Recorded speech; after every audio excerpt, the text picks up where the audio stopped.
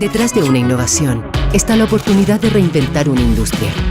Detrás de una compra hay un desafío para el mercado. Detrás de un descubrimiento hay mujeres que se atrevieron a hacer una búsqueda.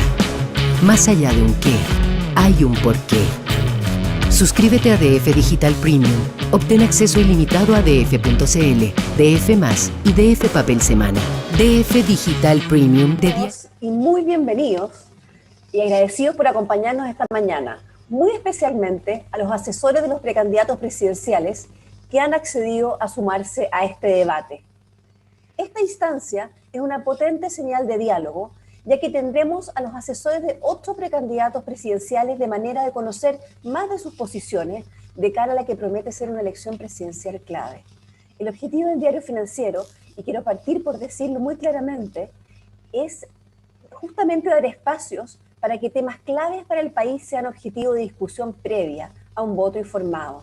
Para poder profundizar, hemos dividido en 2 paneles a los 8 representantes de las candidaturas y hemos sumado a los editores de las áreas financieras, económicas y de innovación del Diario Financiero para que nos ayuden a hacer las mejores preguntas a nombre de todos ustedes. Agradezco muy especialmente a los equipos que han estado detrás de la no fácil tarea de armar este tipo de debate y en especial a Rocío Montes, que me acompaña como moderadora y a quien dejo hoy con ustedes para presentar a nuestros invitados de la jornada del jueves. Hola, muy buenos días. Este jueves tendremos el gusto de conversar con Javiera Martínez, de Revolución Democrática, la más joven de todos los invitados, una de las directoras del Nobel Centro de Estudios ligado a RD Rumbo Colectivo. Ella es ingeniera civil, magíster en ciencia política en la Universidad de Nueva York y asesora al diputado Giorgio Jackson en la Comisión de Hacienda, entre otras labores. Por su parte, el representante de Daniel Jadue en este debate será el economista de la Universidad de Concepción y candidato magíster en Economía Aplicada de la misma Casa de Estudios, Fernando Carmona, coordinador de la Comisión de Políticas Públicas de la Fundación Instituto de Estudios Laborales. Ha integrado diversas comisiones sobre políticas públicas en el ámbito económico y laboral. Miembro del Consejo Nacional de Estadística y comisionado en la Comisión Nacional de la Calidad del Empleo, es asesor externo de la OIT. El jefe programático de la candidatura de Paula Narváez, Daniel Hochman, representará en el debate a la presidenciable socialista. El economista, especializado en ingeniería y con un doctorado en economía en Harvard, trabajó 7 años en esta prestigiosa universidad estadounidense. Es profesor de la Facultad de Economía y Negocios de la Universidad de Chile e investigador del Centro de Estudios de Conflicto y Cohesión Social y del Núcleo Milenio en Desarrollo Social. El representante de la candidatura del radical Carlos Maldonado, en tanto, será Roberto Álvarez, ingeniero comercial y magíster en Economía de la Universidad de Chile y doctor en Administración de la Universidad de California de Los Ángeles. Además, es director de la Escuela de Economía y Administración y profesor titular del Departamento de Economía de la Universidad de Chile. Esos son entonces nuestros invitados de hoy. Nuevamente agradecerles el tiempo y la dedicación de estar con nosotros. Les quiero brevemente explicar la dinámica de este encuentro. Tanto hoy como mañana viernes, que tendremos a otros 4 asesores. Partiremos con Rocío haciendo algunas preguntas iniciales a los 4 miembros del debate y luego pasaremos a 3 bloques de preguntas que son liderados por los editores del Diario Financiero. En ellos se hablará de crecimiento, empleo, el rol de las empresas públicas y privadas en nuestra economía y pensiones, un tema ineludible en estos días.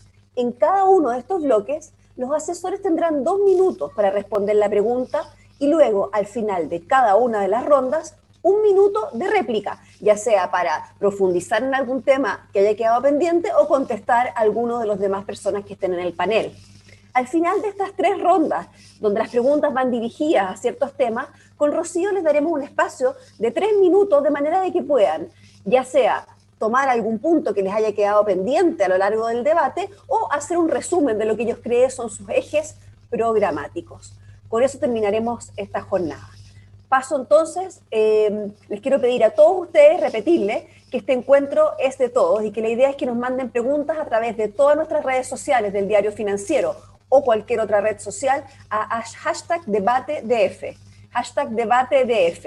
Les quiero además contar que este encuentro, en cuanto termine, estará disponible en la página del Diario Financiero y también en el canal YouTube de nuestro medio de comunicación.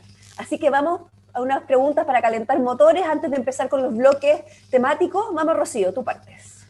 Sí, partimos entonces este debate DF con la pregunta a Fernando Carmona. Fernando, de llegar el candidato Jadwe a la moneda en marzo de 2022, ¿cuál sería la primera medida que el gobierno llevaría adelante desde Teatinos 120? Una gran medida, la prioritaria. Bueno, las primeras dos medidas que nosotros llevaríamos adelante sería mandar al gobierno, al Congreso, el proyecto de reforma tributaria y el proyecto de reforma a las pensiones. Y la medida de más corto plazo tendría que ver con la reactivación económica, principalmente con el mejoramiento de los planes de empleo y probablemente nos va a tocar una propuesta muy importante de salarios mínimos, que es algo que vamos a tener que hacer probablemente en abril del próximo 2021. Perfecto. Fernando, aprovecho de preguntarte ese salario mínimo, ¿de cuánto estaríamos pensando? Lo que nosotros estamos pensando es promover una escalera de reajustes semestrales que nos lleven al final del gobierno a un salario mínimo que esté en la línea de la pobreza. Eso implica escalones no tan altos que van a ser conocidos por todos los mercados y por lo tanto van a poder adaptarse en el tiempo a este cambio en el mejoramiento del salario mínimo.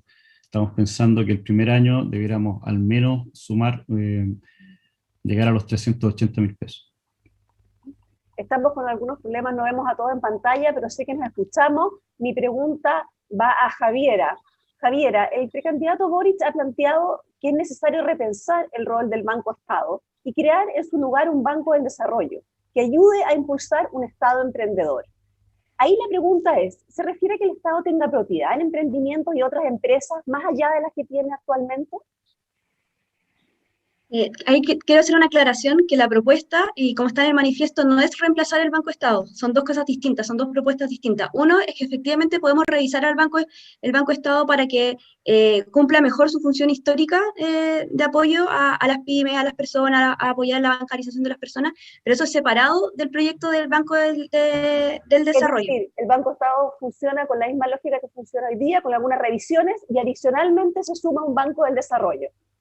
Claro, y ese Banco de desarrollo, que es lo que nosotros estamos mirando en Alemania, en Brasil, su principal función va a ser aumentar la escala radicalmente de la entrega de crédito que hoy día hacia las pymes para fomentar la innovación. Hoy día, solamente para hacernos como una idea, lo que hoy día Corfo, por ejemplo, apuesta en el sistema privado es más o menos del orden del 1% del PIB. La razón que tienen, por ejemplo, estos bancos en otras partes del mundo, en China es del 9%, en Alemania es del 15% del PIB, entonces es una apuesta audaz, pero separado a lo del Banco del Estado. Muchas gracias, Javier. Estamos con algunos problemas para configurar nuestras imágenes porque somos muchos, pero Rocío, sigue adelante si quieres con la pregunta que viene. Sí, a Roberto Álvarez, el representante del precandidato del Partido Radical. ¿Cómo van a enfrentar más transferencias sociales para evitar nuevas revueltas y cómo lo piensan financiar?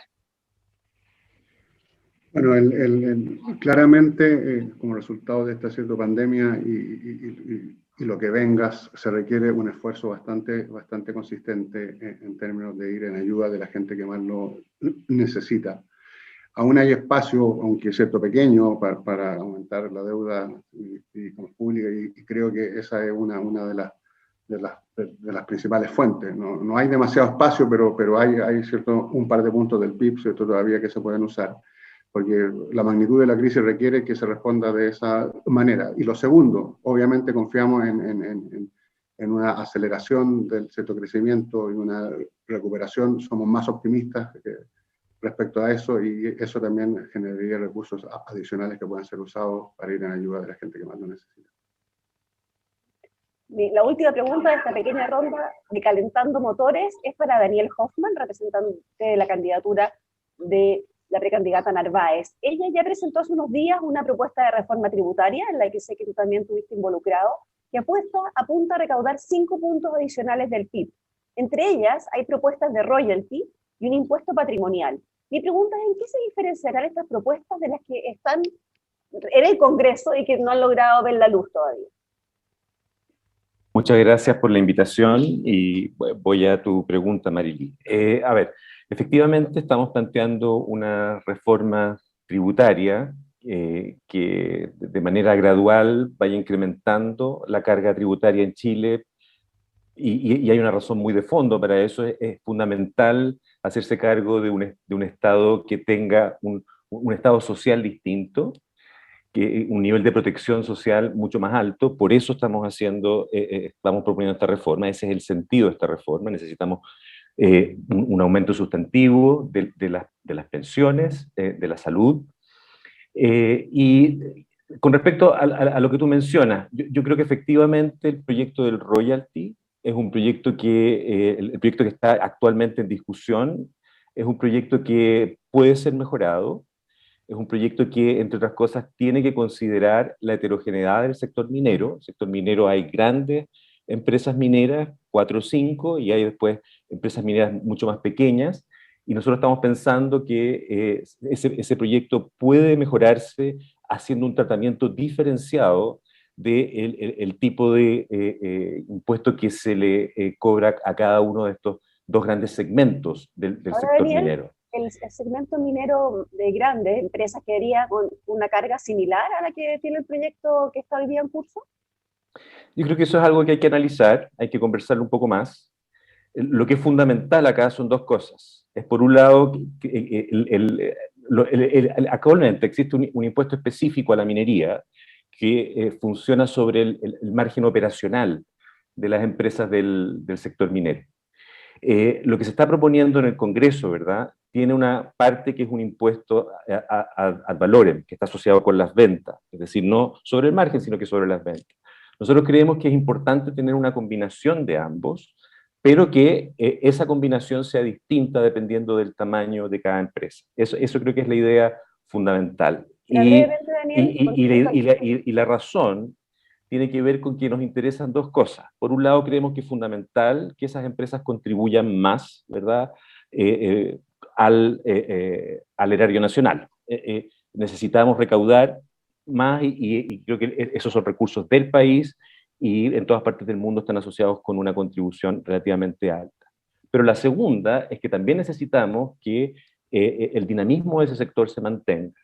Y por eso creemos que es importante que revisar ese proyecto de modo tal de garantizar esos dos objetivos. Muy brevemente, el impuesto al patrimonio, que también hay uno hoy día en curso, ¿se mantendría con los mismos diseños que tiene hoy día el que está en el Congreso? ¿O también piensan un cambio? Muy brevemente. Creo que es importante hacer también cambios a ese proyecto. Podemos entrar en más detalle en otro momento, pero los impuestos al patrimonio a mí me parece que en un momento actual, en donde lo que pasó durante la pandemia fue que caímos en una de las peores recesiones de las últimas décadas, y que por otra parte el comportamiento, la acumulación de riqueza de las fortunas más altas del país fue sustantivo, es algo que es un poquitito violento en el contexto de saliendo además de un estallido social. Y por eso este impuesto al patrimonio ha surgido como una idea, o el impuesto a los súper ricos, no solamente en Chile, sino que en todas partes del mundo. De hecho, es una recomendación a estas alturas de las instituciones internacionales.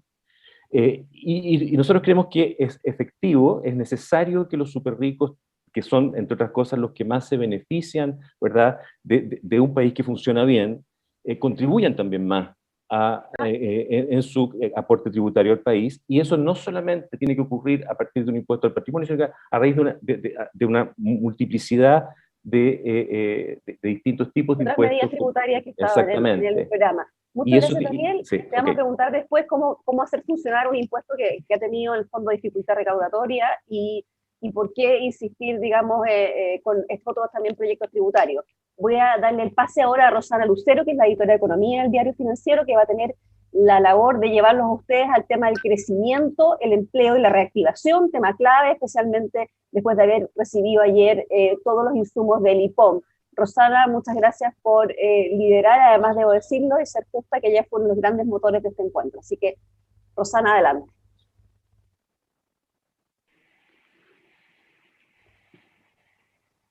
Muchas gracias, Marilí. Bienvenidos y de nuevo saludo a nuestros panelistas y también agradezco a quienes están siguiendo la transmisión. Precisamente yo quiero llevarlo al tema del crecimiento, del empleo, la inversión en estos modestos 2 minutos. Yo sé que es un sacrificio para todos ustedes, pero recuerden que tienen su minuto de réplica. Voy a partir con Javiera. Mi primera pregunta es para ella. Y a propósito precisamente de lo que planteó ayer el Banco Central, que mejoró las perspectivas de crecimiento para el año, dando cuenta de una recuperación bien fuerte, e incluso vamos a tener en el mejor escenario la posibilidad de crecer 10%, pero bajo las perspectivas de crecimiento, ¿cierto?, para los años siguientes. Javiera, quiero saber si desde el punto de vista de ustedes comparten estas apreciaciones de que efectivamente vamos a tener menores crecimientos en los años que vienen, incluido déficit fiscales importantes, y qué prioridad, por lo tanto, le dan al crecimiento económico en su plan de gobierno. Gracias por la pregunta. Yo creo que si bien habían varias como noticias alegres del IPOM de ayer, una cosa también que a mí me preocupa es que ese como dinamismo que hoy estamos logrando es a través del consumo, y un consumo bien también dado por las transferencias monetarias que hoy día existen, por el retiro de los ahorros previsionales, pero hay un rezago importante en términos de inversión. Sí. Y uno también ve, yo hago el seguimiento del fondo COVID que hoy día tiene el gobierno para hacer este como dinamismo, y es bien preocupante también las cifras de inversión que hoy día también está teniendo el gobierno, no me acuerdo bien el porcentaje, pero de los sí. 2.000 millones de dólares, sí, es muy, muy, muy bajito. Entonces, la apuesta que nosotros queremos hacer, y es un trabajo que de hecho hoy día tenemos un grupo programático especial en esto, es tratar de acelerar la inversión y con un enfoque súper claro, que es la inversión verde. Y ahí hay un montón de inversiones recomendadas, tanto del plan de adaptación de la crisis climática, también en el plan de adaptación, perdón, en los objetivos para un desarrollo sostenible o de la descarbonización de la materia energética, que son cosas que nosotros podemos estar haciendo. Por ejemplo, invertir en obras públicas para la movilidad no motorizada, invertir en reducir la pobreza energética, que ahí tiene que ver con la inversión en vivienda, que puede ser súper interesante, que genera también empleos verdes, en proteger el bosque nativo. Lo que yo estaba leyendo un informe, no me acuerdo bien de quién era, pero que había miles de empleos que también se pueden crear a través de la reforestación ligada al bosque nativo. Entonces ahí hay ideas como por montones, y yo creo que lo que falta hoy día es más bien convicción y liderazgo político para llevar a cabo esas ideas. Eso es como por el lado de la inversión, y en nuestro plan de inversión vamos a tener como una propuesta robusta que también vamos a anunciar como cuáles son las grandes obras de infraestructura verde que estamos apuntando. Y ahí también como que matamos 2 pájaros de un tiro, porque efectivamente avanzamos en recuperación económica, pero también transitamos a un nuevo modelo de desarrollo, que ojalá después podamos hablar de eso también. Y también otro impulso importante va a ser empleo, y empleo específicamente femenino.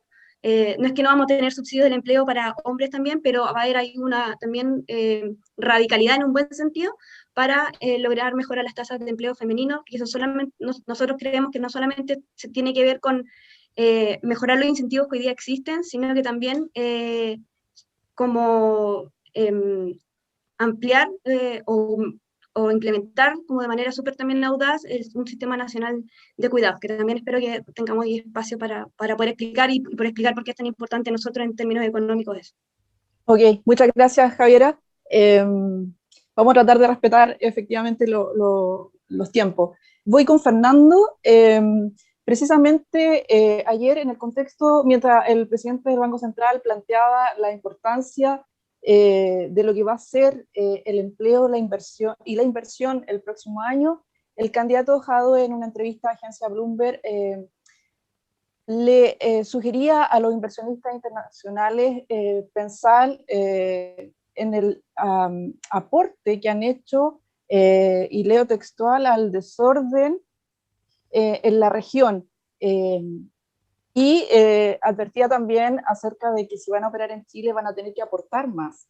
Me gustaría saber, Fernando, cuál es el rol que ustedes le van a dar a la inversión extranjera, si es que va a existir ese rol, en el desarrollo de la economía chilena.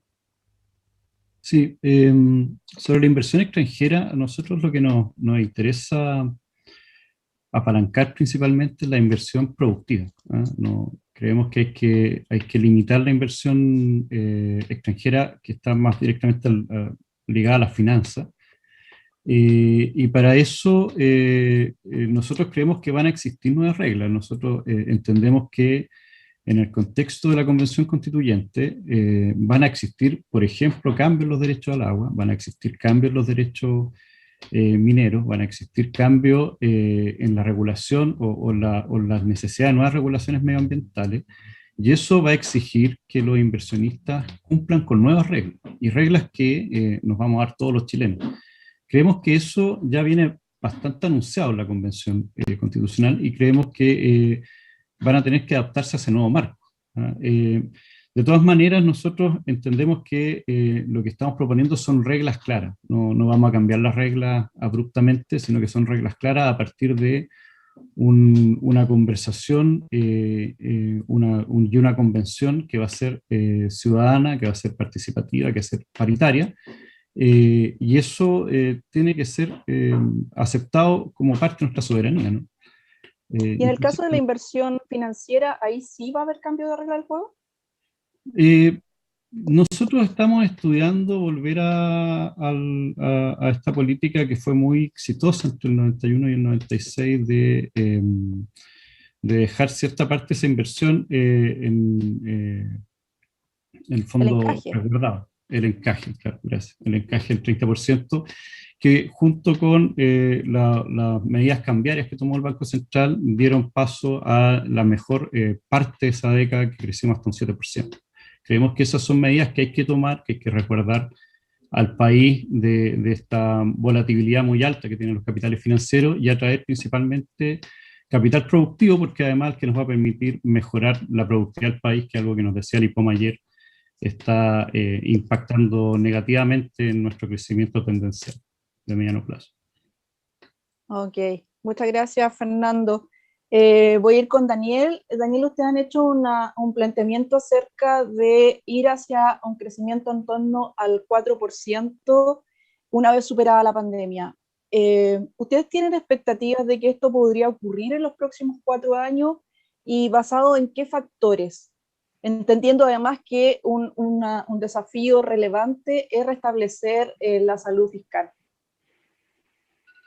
Gracias por tu pregunta, Rosana. A ver, efectivamente el crecimiento yo creo que es una prioridad cuando uno quiere tener una prosperidad compartida, un modelo queremos un crecimiento, pero que queremos que ese crecimiento sea distinto, sea un crecimiento que esté, por un lado, más distribuido, más vinculado con los recursos humanos y el conocimiento, respetuoso del medio ambiente, que genere mayores niveles de igualdad también a nivel del territorio.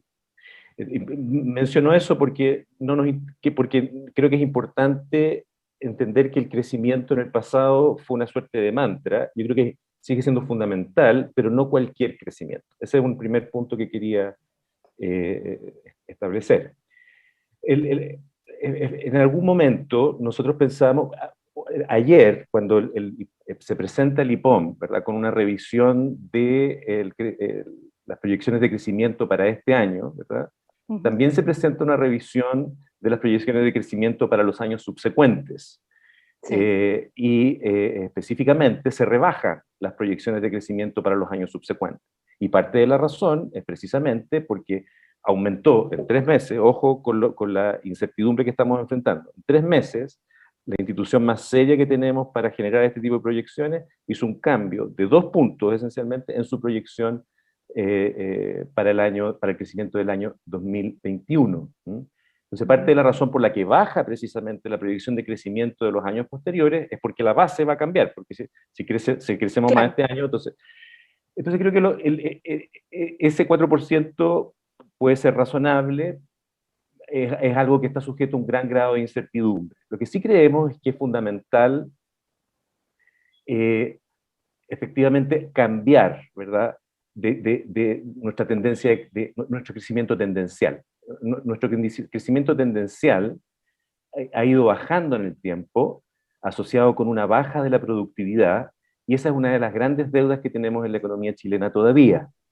Y nosotros creemos que podemos impulsar una transformación productiva que genere un dinamismo distinto, que genere, ¿verdad?, industrias que agregan más valor, vinculadas con una transformación productiva verde por una parte, y con una inversión muy agresiva y receptiva de los cambios tecnológicos que estamos teniendo, en particular con el cambio asociado con la digitalización.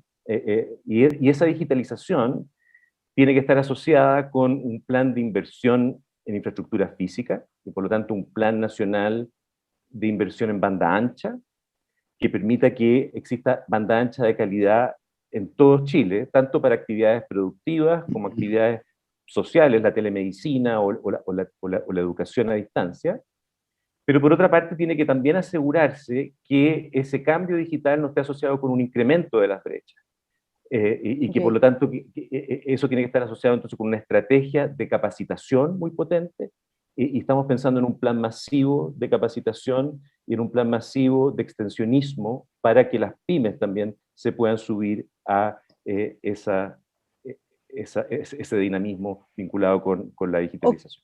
Muchas gracias, Daniel. Te voy a cortar para seguir con Roberto, respetando los tiempos. Roberto, yo quiero mantenerte en la línea del crecimiento. Ustedes también han planteado esta idea de ir o de retomar un crecimiento que post pandemia sea alto y sostenido, o por lo menos superior a lo que son las expectativas de los próximos años, que rondan este 2,5%. Y la pregunta es, ¿cómo piensan hacerlo? Y si piensan que eso se podría dar en los próximos 4 años. Y me hago cargo también de una inquietud que nos plantean ya a través de las redes sociales. Jorge Condesa pregunta cómo entra el desarrollo de las regiones en los distintos programas, digamos, que están en la mesa de parte de los candidatos. Bueno, aquí hay algo que mis colegas han obviado y que a mí me parece fundamental. Una economía pequeña y abierta como la chilena, el motor del crecimiento está en su sector exportador, y eso está buscando, la cita a eso es un trabajo del año 96 de Andrea Repeto, con ese, digamos, título que se me vino a la mente. No hay ninguna posibilidad de que Chile mantenga altas tasas de éxito de crecimiento si no le da un impulso a su sector exportador. Y ese impulso al sector exportador tiene que venir por la creación de nuevas ventajas comparativas, porque los sectores que impulsaron el crecimiento en los años 90 ya están en su etapa de madurez. Ya es difícil crecer en vino, es difícil crecer en salmón. Tenemos que ser capaces de crear nuevos sectores exportadores, y eso es un desafío muy importante, muy relevante, y que está en la parte principal de nuestra agenda pro, digamos, crecimiento. Y no solamente porque el sector exportador, digamos, crezca, sino que hay una serie de beneficios asociados al intercambio con el resto del mundo. Hay más innovación, hay un montón de innovaciones que se hicieron en esos sectores que mejoran la productividad. Hay absorción de nuevas tecnologías, hay mejoramiento del cierto capital humano, hay una serie de beneficios asociados con eso y que no se están dando ahora porque la verdad es que no han habido nuevos descubrimientos exportadores, y en eso creo que hay un trabajo fundamental de lo que hemos llamado la Corfo 2.0, ProChile 2.0. Y asociado con el tema de las regiones, obviamente ese crecimiento es mucho más equitativo que el crecimiento, como mencionaba, ¿cierto?, la Javiera, basado en el consumo, porque todo el consumo, la mayoría del consumo está en Vitacura, Providencia, Las Condes, digamos, y si crecemos por ese lado van a ir los beneficios más a esa gente. Por eso es que es tan importante el sector exportador, porque nuestra ventaja comparativa asociada a los recursos naturales y a lo que podamos generar a partir de los recursos naturales están localizadas en la región, entonces tiene un efecto multiplicador muy importante, y yo creo que es fundamental impulsar nuestro sector externo, y yo creo que ahí está el futuro. Lo otro es mentir y engañarnos, es decir, vamos a crecer 2 puntos más, 3 puntos más, 4 puntos más, si no somos capaces de impulsar nuestros sectores exportadores. Y eso yo creo que es el desafío fundamental para la economía chilena en las próximas décadas. Muchas gracias, muchas gracias. Vamos a la ronda de réplicas. Javiera, ¿quieres ocupar tu minuto? Sí, yo también creo que cuando también me preguntaste, no me hice parte de una de tus preguntas, que era cómo valoramos nosotros el crecimiento económico. Y ahí yo quería decir que efectivamente para la candidatura de Gabriel Boric y para el Frente Amplio es importante generar riqueza y que nuestra economía genere valor. En eso no nos perdemos, creemos que pero también es importante ver cómo se distribuye esa riqueza en términos de regiones, de género, pero sí somos un poco más críticos hoy día en cómo la economía en general mide como la generación de riqueza, que es el PIB, porque creemos que el PIB efectivamente deja fuera. Hoy día el PIB no mide el patrimonio cultural de los países, no mide el patrimonio socioambiental de los países, y no mide algo que para nosotros es fundamental, y es como la perspectiva más transversal que tenemos, que yo creo que en nuestro programa, que es no mide la sostenibilidad de la vida, o sea, las labores que dan origen a la sostenibilidad de la vida, que son bases de la reproducción social hoy día. Yo creo que a mí me gustaría mucho tener mucho más espacio para poder hablar de esto, pero es como lo que nos enseñó el feminismo, que hoy día la pirámide como de producción depende hoy día de las labores no remuneradas, las labores de cuidado, que no están en el PIB, que o sea, son base para que nuestro sistema funcione, y hoy día no las vemos en el PIB. Entonces sí, queremos generar riqueza, queremos generar valor, sobre todo una economía que genere valor, pero que le dé una visibilización a esto. Entonces, por eso también para nosotros es importante el Sistema Nacional de Cuidado y eso. Y además tenemos un plan como de mejora de productividad, como bien interesante, que ojalá también tengamos quizás en otra pregunta poder verlo, que tiene medida en el corto plazo, que yo me referí también un poco a la recuperación económica, pero también tiene una mirada de cómo lograr encadenamientos productivos regionales, de cómo en el fondo hacer un desarrollo sostenible, pero con mucho mayor valor agregado y mucha complejidad económica, justamente también para responder a los desafíos globales y a lo que decía Roberto también de la exportación. Ok, disculpa que me están presionando con el minuto que ya estamos pasados. Fernando, tu minuto de confianza. Sí, mira, yo creo que algo que se nos queda fuera cuando pensamos en esto es cuál es el rol de la inversión pública dentro del país. Nosotros tenemos una muy baja tasa de inversión pública. Nuestra propuesta es aumentar en un 5% del PIB esa inversión y generar 500.000 de empleos más. A partir de inversión pública intensiva en empleo. Y creo que eso también es importante porque nosotros, en la medida que incorporamos más inversión pública en el mix de inversiones, logramos detener o al menos suavizar un poco las altas fluctuaciones que tenemos en el ciclo económico, que están principalmente guiadas por estos espíritus animales que nos decía Keynes, y que terminamos con ciclos muy altos y después muy bajos y muy rápidos, que afectan mucho el crecimiento a largo plazo del país. Ok, muchas gracias. Muy cumplidor con sus minutos. Daniel, ¿algo que agregar o pronunciarse respecto a los otros planteamientos? Yo creo que tengo bastante acuerdo con buena parte de lo que han planteado tanto Roberto como Javiera y Fernando. Yo también creo que es importante en el corto plazo, sobre todo, pensar en la inversión pública como un dinamizador del corto plazo. Por un lado, la necesidad de generar efectivamente empleos en el corto plazo, pero al mismo tiempo también para hacerse cargo de las semillas de un modelo de desarrollo distinto. Y ese modelo de desarrollo distinto tiene que estar más basado en el conocimiento, en una diversificación, no solamente de nuestras exportaciones, como dice Roberto, con lo que estoy completamente de acuerdo, sino que en términos más generales de nuestra matriz productiva, en un cambio también de nuestra matriz energética, que puede ser un motor muy importante de agregación de valor, ¿verdad?, en el futuro. Así que yo creo que tenemos, yo en ese sentido soy optimista de que las propuestas que estamos planteando son propuestas que plantean una transformación productiva para mejorar la productividad y distribuir también la riqueza de manera más equitativa. Muchas gracias. Roberto. Bueno, yo estoy también muy de acuerdo con casi todo lo que se ha planteado, pero yo también tengo algún par de discrepancias que también me gustaría mencionar que son asociadas, uno, al rol de Banco Estado y la creación de un banco de desarrollo. Creo que la evidencia, al menos que yo conozco, el Banco Estado ha sido realmente muy útil para acceder al crédito a las pymes, sobre todo durante la crisis. Hay un par de trabajos respecto, entonces ahí yo creo que hay que ser justo con la evidencia, y también con todo lo que ha hecho en el área de microemprendimiento. Banco Estado Mujer ha hecho una labor bien fundamental y hay harta evidencia en ese sentido. Entonces, la necesidad de generar otro banco de desarrollo creo que es bien discutible con la evidencia. Lo mismo con el tema de inversión extranjera directa o de inversión extranjera en el sector general. La mayoría de la evidencia sugiere que la inversión extranjera ha contribuido al desarrollo en Chile y en otros países del mundo. No conozco mucha evidencia en contrario, tal vez Fernando podría mencionar en ese sentido. Y lo mismo con lo que se mencionó del encaje. El encaje es bastante discutible porque algunos trabajos encuentran que reduce la volatilidad, pero también hay un par de trabajos que encuentran que reduce el acceso al crédito y principalmente de las pymes. Entonces hay que ser bien cuidadoso cuando se plantean estas cosas con mirar evidencia mucho más amplia y no cometer errores de ciertos mitos, ¿cierto?, que tenemos acá, que la inversión extranjera es mala, que el Banco del Estado no ayuda a las pymes. Yo creo que hay que mirar evidencia mucho más amplia para poder tomar buenas decisiones. Muchas gracias. ¿Volvemos con Marilí o con Rocío? Sí, seguimos entonces en el siguiente bloque de preguntas que estarán a cargo de Andrés Pozo, editor de Empresas del Diario Financiero. Adelante, Andrés. Por supuesto que estaba muteado. Buenos días a todos.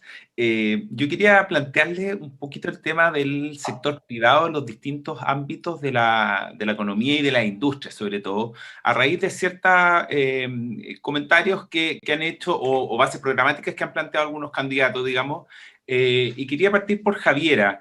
Hace unos meses, en esta nueva mirada sobre la empresa y su rol en la sociedad, es cierto, Gabriel Boric planteó la idea de democratizar los espacios de decisión de la empresa, ¿ya? Y básicamente proponía que los directorios de las grandes empresas tienen que tener una participación, los trabajadores, equivalente a lo que tienen los accionistas, en el fondo.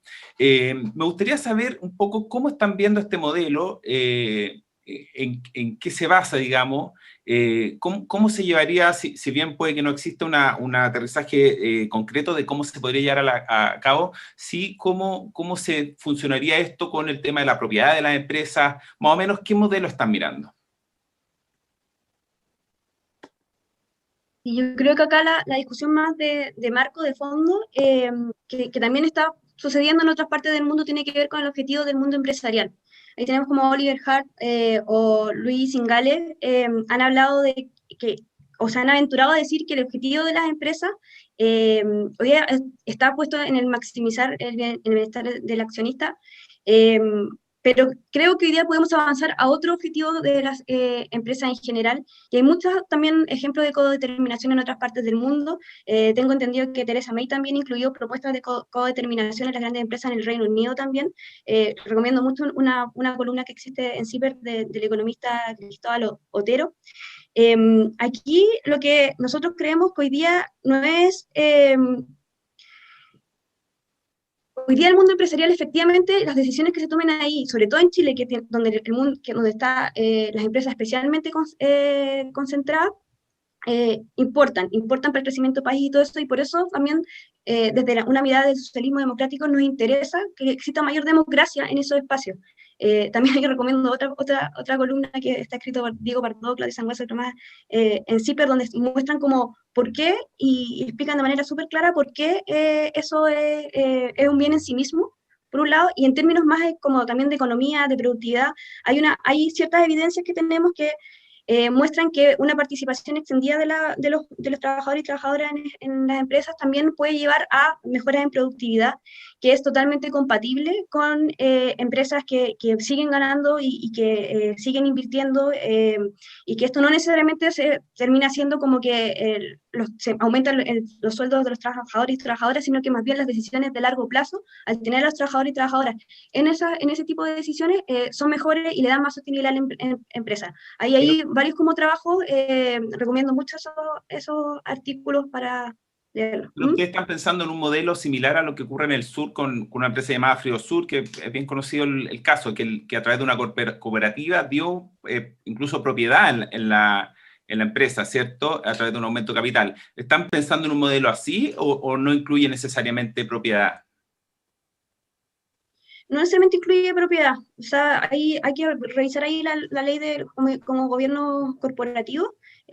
Nos interesa que los democratizar el espacio de toma de decisiones en el mundo empresarial, sí, pero estamos más abiertos en los mecanismos más específicos. Quiero aprovechar, no sé si alcanzo, o ya me pasé el tiempo. Estamos pasadito, pero quizá en el minuto de réplica, porque me imagino que quiere responder a una cosa anterior, ¿cierto? Sí. En el próximo minuto ahí te damos un poco de espacio. Quería seguir con Fernando. Fernando, ayer, bueno, el candidato Jadwe, ¿cierto?, planteaba la idea de que el Estado debería tener participación en todas las operaciones mineras del país, ¿cierto? Porque finalmente el Estado es el dueño de los recursos minerales que hay en el país. ¿Cómo se implementaría una idea así? ¿Tienen alguna noción más o menos de cuánto saldría esto? Me imagino que esto es comprando propiedad, o de qué mecanismo estaríamos pensando. No, el mecanismo que nosotros estamos pensando en realidad es incorporar un royalty que reemplace al actual mecanismo de impuesto por venta, un royalty que en el fondo vaya a la producción minera, a la cantidad de producción, más que a la cantidad de venta, que va a ser progresivo en el tiempo, es decir, a mayor producción, mayor impuesto, y que además nosotros estimamos que en promedio va a ser como de un 10%. Estimamos que con eso el Estado participa en el fondo de las ganancias o de la producción de la minería. Eventualmente creemos que también hay que fortalecer Codelco, capitalizar Codelco para que pueda cumplir un mejor rol tanto en la producción de lo que ya hace como en la prospección de futuros negocios dentro de la minería, más bien relacionados a la ciencia y tecnología, al exportar cómo se hace minería en Chile. Y sobre una eventual participación, efectivamente eso tendría que ser a partir de la compra de acciones o de participación de la empresa. No estamos pensando en la expropiación, si es que esa era la pregunta. Pero en el fondo la apuesta va sobre todo por fortalecer el royalty, y en ese sentido, sí, ¿no ven riesgo de que Chile quede fuera de rango respecto a otros países, digamos, en materia de tributación? No, porque si uno tiene que mirar los tributos de manera completa, ¿cierto? Y cuando uno ve la integración o la semi-integración del sistema tributario chileno, donde las empresas se benefician pagando efectivamente porcentajes bastante menores a los que debiera pagar por ley, creemos que claro, que fijarle un royalty más alto, si bien les va a impactar, pero no va a tener un efecto de salida del país. Eso es lo que nosotros creemos. Perfecto. Tenemos que tener el sistema impositivo completo y no en particular. Muchas gracias, Fernando. Una pregunta ahora para Daniel. En esta mirada del rol que tiene la empresa privada, sobre todo en sectores quizás más sensibles, digamos, o estratégicos, en abril la candidata Paula Narváez recibió una serie de propuestas por el tema de reforma a la salud, ¿cierto? Y dentro de esa propuesta, y ella lo dijo también después de esa actividad, planteó la idea de avanzar hacia un seguro universal de salud que uno entiende que es un plan base para toda la población, ¿cierto? ¿Cómo están viendo ustedes el rol de los privados en la salud? ¿Qué rol van a jugar ellos en el tema asegurador, digamos? ¿Cómo lo están viendo ese tema? A ver, yo creo que lo primero que quiero decir, yo creo que ser bien honesto en algunas cosas aquí, es que hay ciertas reformas estructurales que son fundamentales, incluyendo una reforma de pensiones, que tiene que ser una prioridad de cualquier gobierno, y también una reforma en salud, que requieren un mayor diálogo social. O sea, uno no puede estar inventando, ¿verdad?, desde arriba, sin haber tenido una conversación con los actores y con la ciudadanía de cómo ven ellos, cómo se ve. Eso, por supuesto, está vinculado con el proceso constituyente y lo que puede ocurrir a nivel de definiciones constitucionales en esos ámbitos en la discusión de la nueva Constitución. Pero creo que es muy importante eso, es muy importante primero reconocer con humildad que es importante que se produzca un proceso. Uno no puede estar haciendo reformas a estas alturas en campos tan importantes desde arriba. Ahora, respecto del seguro único, efectivamente estamos planteando avanzar en esa dirección y darle un rol mucho más importante a la atención primaria, tanto en términos preventivos como en términos de eficientar el servicio que se le ofrece a las familias en la mayor parte de Chile. Eso no significa que no pueda existir una provisión privada de salud y que efectivamente ese seguro habrá que pensar si es que es mejor que lo provea directamente el Estado o bien que tenga algún tipo de mercado de seguros regulado, ¿verdad? O algún tipo de partnership público-privado. Eso no es algo que esté definido. Por eso digo que es importante ir estableciendo los criterios de esas grandes reformas a partir de una conversación más amplia que no va a ser inmediata. Pero entonces ustedes no están cerrados que el sector privado juegue algún rol dentro de esta política, digamos, nueva, digamos. Lo que estamos diciendo es que tiene que haber un cambio en el rol que está jugando la atención primaria. Esa atención primaria es una atención que típicamente está más bien vinculada con el sector público, pero eso no significa que no haya un rol importante, complementario específicamente, de proveedores privados de salud. Perfecto, muchas gracias, Daniel. Y finalmente, Roberto, lo voy a... bueno, el candidato Carlos Maldonado, ¿cierto?, ha planteado o celebraba hace un par de meses, cuando el royalty minero que se tramita en el Congreso avanzaba de etapa, digamos, que era un paso importante para Chile para que empiece a tomar real posesión, decía, y provecho de sus recursos naturales.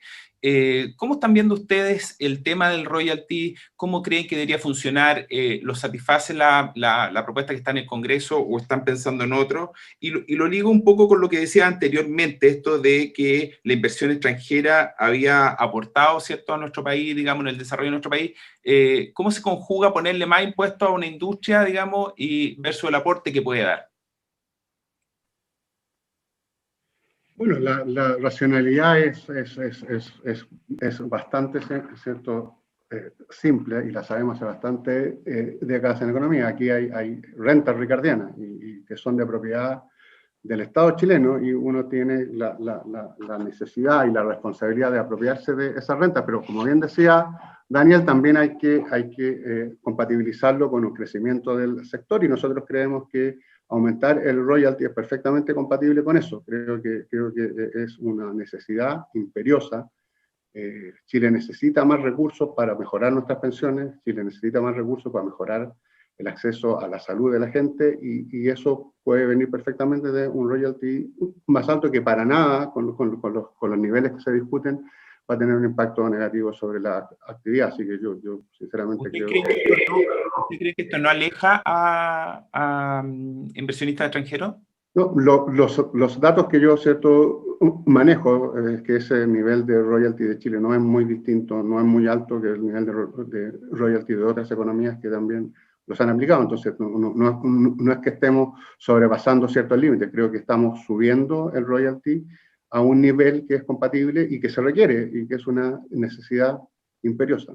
¿Y ustedes estarían dispuestos a entablar algún tipo de negociación o conversación con las mineras, pensando en que hoy día se están produciendo los altos precios, ¿cierto? Hoy día estamos arriba de los $4 la libra y quedan todavía por lo menos 2 años de invariabilidad tributaria? Por supuesto, sí, esto es, nunca está de más conversar y dialogar, y, ¿cierto?, ponernos de acuerdo y mejorar los proyectos de ley en este cierto sentido. Creo que el diálogo siempre es útil, el diálogo permanente con la empresa privada y entre el sector público es una cosa fundamental para mejorar los proyectos de ley. Creo que ahí no hay ninguna duda respecto de lo que se debe hacer para el objetivo final. Es loable, el objetivo final es que tengamos mejores pensiones, tengamos mejores salud, y todos tenemos que hacer un esfuerzo, y en especial yo creo que las empresas mineras van a estar dispuestas a hacer un esfuerzo adicional, porque es también beneficioso para ellos. El clima de certidumbre, el clima de institucionalidad que funcione, tiene mucho que ver con que seamos capaces de, como lo ha denominado mi colega Landerreche, un nuevo pacto social, y en ese nuevo pacto social creo que las mineras tienen que contribuir con un royalty mayor, porque el Estado chileno así lo requiere. Gracias, Roberto. Ahora doy el pase para hacer el minuto ahí de la confianza con Javiera. ¿Quieres partir tú? Sí, dos cositas. La primera, con respecto a tu pregunta de la codeterminación. En el caso, por ejemplo, del sur, se trata de cooperativas. Entonces, como pues, para separar las dos tipos como de propuestas. Uno, nosotros estamos por la codeterminación en los directorios, pero también hay una línea de trabajo que creo que es un poco también diferenciadora, porque por lo menos no lo he visto en los otros programas, es de fomentar en general las cooperativas. Hoy día existe una unidad en el Estado que hace esto, pero todavía es como un impulso muy acotado y que podría ser mucho más grande, y creo que el rol de modelo de cooperativas trae como varias externalidades positivas que sería bueno para el país tener más cooperativas. Y lo segundo, que es de la pregunta anterior, que tiene que ver con también la respuesta y la réplica de Roberto, yo de nuevo explico que el Banco Estado es un rol diferente a lo que nosotros estamos pensando en el Banco del Desarrollo. El rol del Banco del Desarrollo tiene más que ver hoy día con lo que hace Corfo. Y con respecto a si ha sido suficiente o no lo que ha hecho el Banco de Estado, yo creo que más, y como también recomendaba Roberto, revisar la experiencia comparada, lo que dice el Economic Survey de la OCDE en el 2021 es como, voy a leer literal, o sea, está en inglés, pero lo voy a traducir literal. Hoy día que pareciera que la falta de financiamiento parece ser una de las barreras más importantes para las startups y las empresas para emerger y crecer. Esto también como la Comisión de Mercado Financiero también dice que si bien han crecido como el credit placement ha crecido, para las pequeñas y medianas empresas los créditos comerciales han ido decreciendo por lo menos en el 2018. O sea, la OCDE también nos está diciendo que existe falta de financiamiento para las pequeñas y medianas empresas, y eso es lo que nosotros queremos buscar en el Banco de Desarrollo. Perfecto. Ya lo siento. Gracias, Javiera. Vamos con Fernando. Sí, mira, yo sobre lo que plantea Roberto, yo la verdad es que estoy más de acuerdo con Ricardo French Davis acerca de que la inversión extranjera directa contribuyó en menor medida a la formación bruta de capital fijo, que eso es lo que él encuentra en su estudio de la CEPAL, y que le da mucha volatilidad al ciclo. Entonces yo insisto en que eso es lo que nosotros tenemos que limitar, porque en la medida que el ciclo es muy volátil, no logramos acumular crecimiento. Necesitamos un ciclo un poco más estable en el tiempo que nos permita acumular crecimiento, y eso y en eso, entre otras cosas, necesitamos limitar estos flujos financieros. Lo segundo es que yo creo que va a venir una redefinición del Estado, y sobre todo una redefinición de la participación del Estado en la economía. Se va a terminar con esta idea de Estado subsidiario, creo yo, y vamos a entrar a un Estado emprendedor. Y en eso vamos a necesitar que el Estado va a tener que entrar a proveer los principales bienes públicos. Yo creo que ahí en la provisión de salud, en la provisión de educación, en la provisión de seguros sociales, pero también va a tener que jugar un mayor rol en la provisión de servicios esenciales para la población. Gracias, Fernando. Daniel. A ver, yo tiendo a estar de acuerdo con el hecho de que lo que acaba de plantear Fernando. O sea, yo creo que efectivamente tenemos que pasar a una nueva estrategia de desarrollo, donde el Estado juega un rol distinto en la economía, tiene un rol de articulador por una parte de sectores, es capaz de fijar metas de largo plazo en conjunto con los actores, generando un importante nivel de estabilidad por una parte, una visión compartida, pero a partir de una conversación abierta, en donde participan las comunidades, los trabajadores y las empresas. Estoy pensando, por ejemplo, en el desarrollo de sectores como energía, minería, agricultura. Por otra parte, creo que la izquierda y la centroizquierda, pero la izquierda en general está en deuda en términos de tener una visión propositiva respecto a la empresa privada. Y yo creo que es importante entender que la empresa tiene un valor muy importante en la sociedad, más allá del hecho de asignar recursos, de generar innovación. son espacios que son fundamentales para las comunidades, para el establecimiento de sentido, ¿no? Una pyme que cierra en un barrio se echa a perder el barrio, no solamente la actividad económica. Entonces es muy importante reconocer el valor social de la empresa, pero por otro lado también establecer cuáles son los márgenes de la extensión del mercado. Y ahí estoy de acuerdo con Fernando. Hay ciertos sectores vinculados fundamentalmente con la satisfacción de derechos sociales que no pueden estar mercantilizados. Y eso ha habido un avance importante, creo yo, en gobiernos anteriores, específicamente en el gobierno de la presidenta Bachelet, en el plano de educación, que hay que seguir profundizando, y ciertamente es lo que tiene que ocurrir en pensiones y también en salud. Gracias Daniel. Y finalmente, Roberto. Tengo 30 segundos cada uno. Uno, el tema que mencionaba la Javiera respecto del estudio de la OECD que dice que aún tenemos problemas de acceso al crédito. Obviamente tenemos problemas de acceso al crédito, si es un mercado con información asimétrica. Es así. El punto es si estaríamos peor o mejor si no tuviéramos Banco Estado y no tuviéramos la Corfo. Hay un problema del contrafactual, que no lo tenemos. Y es súper necesario para poder evaluarlas como políticas. Probablemente tenemos mejor acceso al crédito de las pymes con Banco Estado y con la Corfo que si no lo tuviéramos. Y por lo tanto es bien discutible que necesitamos otro banco del desarrollo para cumplir esa labor. Y lo de cierto, Fernando, que mencionaba, yo también estoy en desacuerdo con mi querido colega Ricardo Frente, lo hemos discutido, y hay una cosa que se le olvida cuando hablamos de volatilidad del tipo de cambio, y que para encarar la volatilidad del tipo de cambio hay un mercado, que es el mercado de los derivados cambiarios. Y mientras sigamos evitando volatilidad y pagando el costo de tener poco acceso al crédito, porque eso también es un costo, el mercado cambiario no va a ser derivado, no se va a desarrollar como se desarrolla también en otros países. Creo que para evitar la volatilidad hay otros remedios más que poner impuestos a los capitales, que en este contexto se requieren más que nunca, si necesitamos crédito para nuestras empresas. Gracias, Roberto. Marilí, bueno, gracias a todos por esta ronda. Muchas gracias, Andrés, y a todos por este segundo módulo de preguntas. Vamos a pasar al tercero.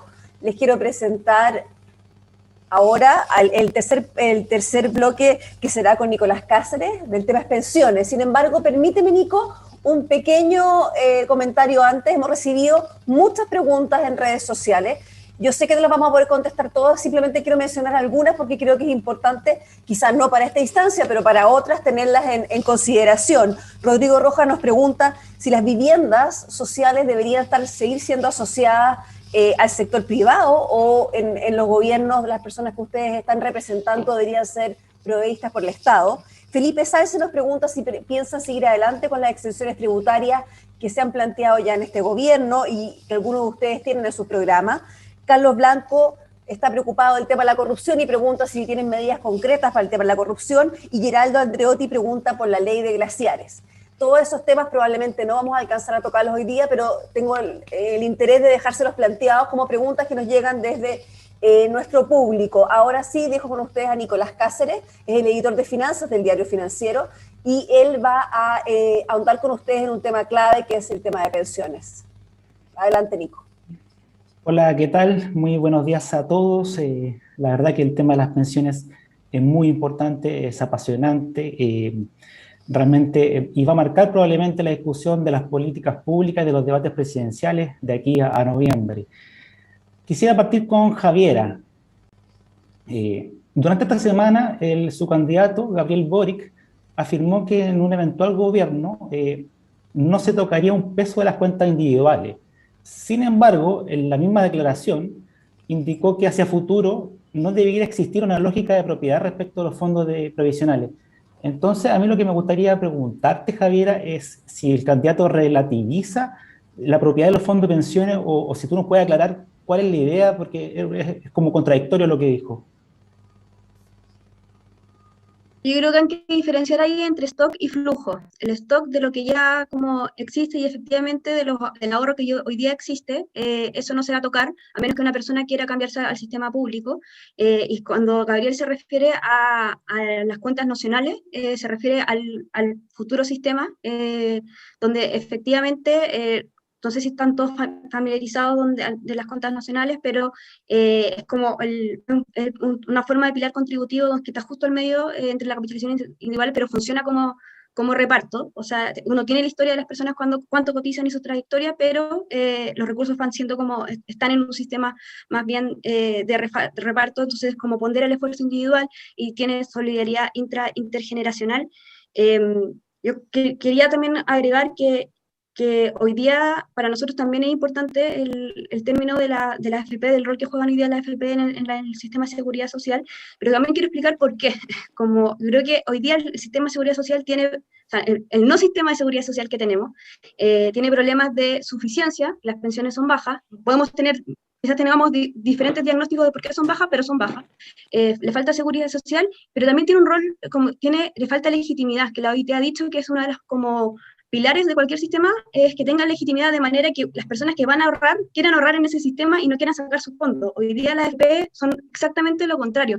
Entonces, más allá como de las diferencias quizás ideológicas que podamos tener detrás, hoy día efectivamente el sistema de AFP no está funcionando porque no tiene legitimidad el sistema y además también en términos de eficiencia de mercado, comportamiento de manada, también los AFP tienen otros problemas. Nosotros creo que tenemos la oportunidad hoy día de que la discusión de la AFP en general, o sea, del sistema de previsión social en general, siempre ha sido como sobre los parámetros, subimos más esto, subimos menos esto. Hoy día, efectivamente, tenemos como la oportunidad de pensar un sistema de seguridad social basado en principios, y eso creo que va a ser como muy bueno para el país. Pero ahí yo creo que la diferencia, por ejemplo, que tengo con Fernando es que efectivamente que nosotros el primer día no vamos a ingresar un proyecto de ley de pensiones, porque creemos que hacer como reformas en pensiones es difícil y es socialmente, políticamente, técnicamente, y queremos por eso tener un diálogo importante social al principio. Eso no significa que vamos a chutear o algo así, sino que vamos a tener un diálogo social primero y luego ingresar ese proyecto de pensiones porque esperamos que dure mucho tiempo más. Eso. Perfecto, Javiera. Este debate yo creo que va a tener mucha réplica entre uno y otro, digamos, asesor, así que entretenido va a estar. Para Fernando, su candidato Daniel Jadwe hace unos días respondió a la propuesta que hizo el diputado Jorge Alessandri sobre el retiro del 100% de los fondos de pensiones, afirmando que no se nacionalizarán los fondos en un eventual mandato de Daniel Jadwe. Entonces, ¿qué va a ocurrir con el sistema de AFP? Yo entiendo que usted tiene una mirada de un esquema de Suecia que aplicarían, pero ¿qué pasaría con el rol de la AFP en su gobierno? Ya, oye, primero decir que solo acá podemos decir que el debate de pensiones es apasionante, lo que para el resto del mundo debe ser una cuestión muy lejana. Oye, lo que pasa cuando nosotros pensamos en un sistema de FP o de capitalización individual es que estamos pensando en un sistema de seguros privados. Nosotros lo que estamos planteando es que tiene que existir un sistema de seguridad social.